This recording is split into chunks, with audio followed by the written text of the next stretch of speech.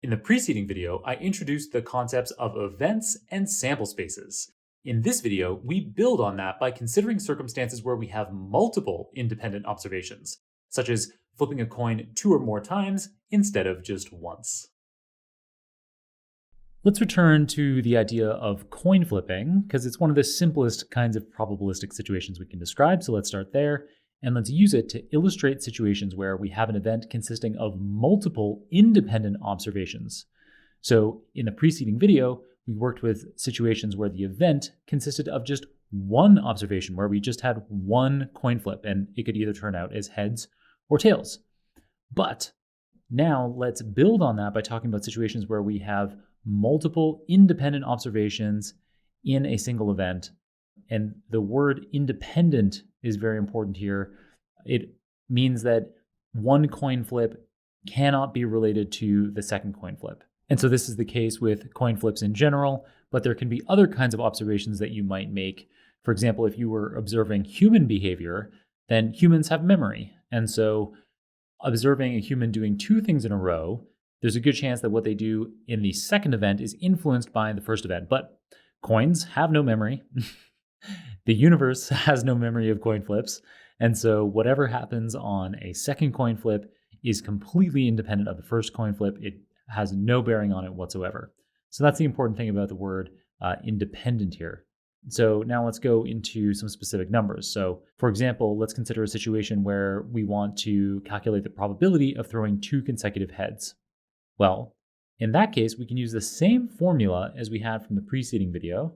So we have this probability of an event being the number of outcomes of an event divided by the number of outcomes in the sample space omega.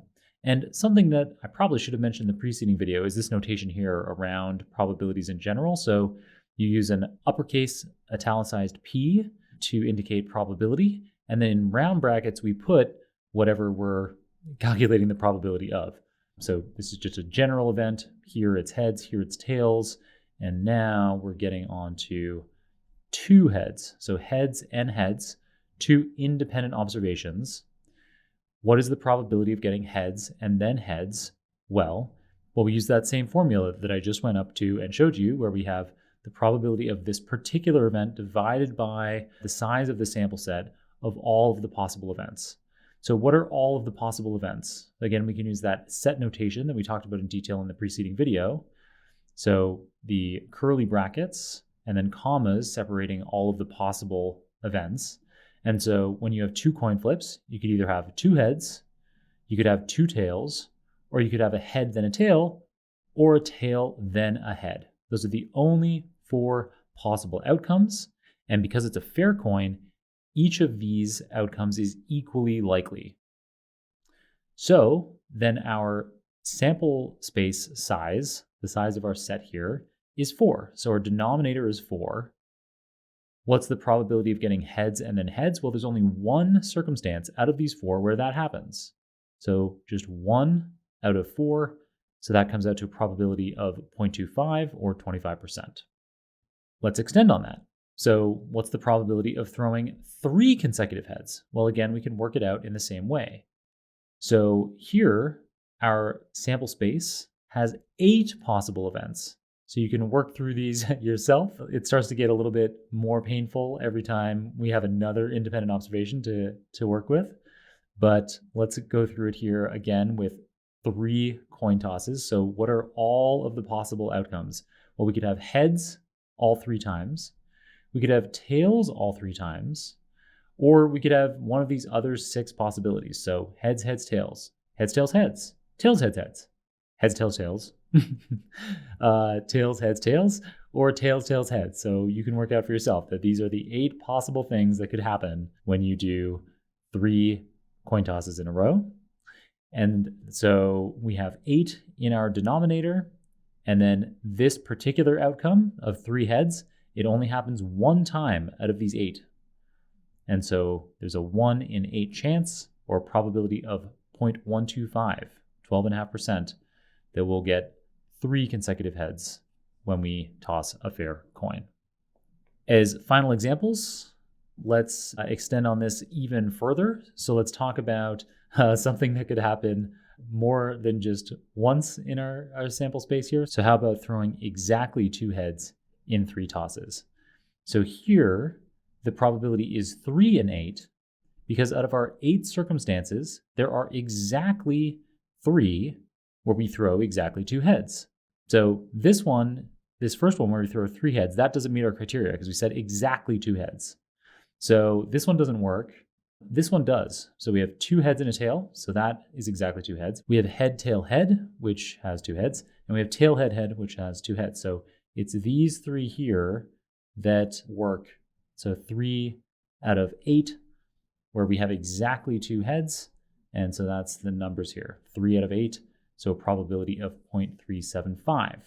And then a slight twist on that, what's the probability of throwing at least 2 heads? So not exactly 2 heads, but now at least 2 heads.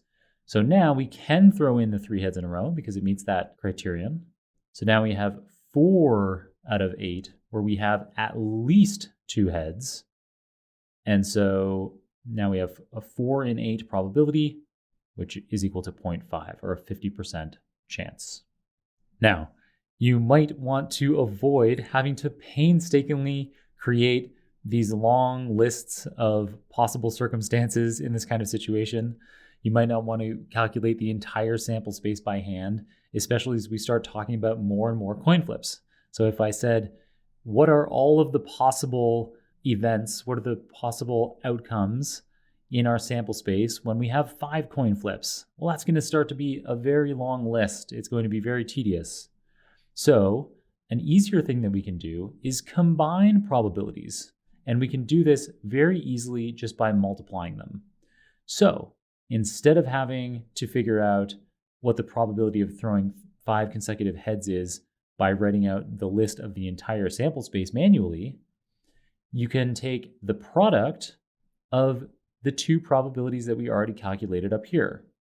So the probability of getting 5 heads in a row is equal to the probability of getting 2 heads in a row times the probability of getting 3 heads in a row.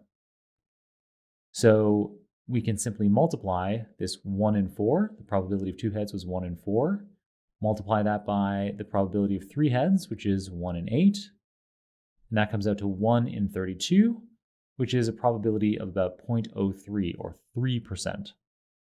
So there you go, a nifty trick to make combining probabilities or dealing with events in relatively large sample spaces easier to compute. Excellent. Now that we understand how to handle multiple independent observations, in the next video we can move on to the slightly more advanced concept of combinatorics.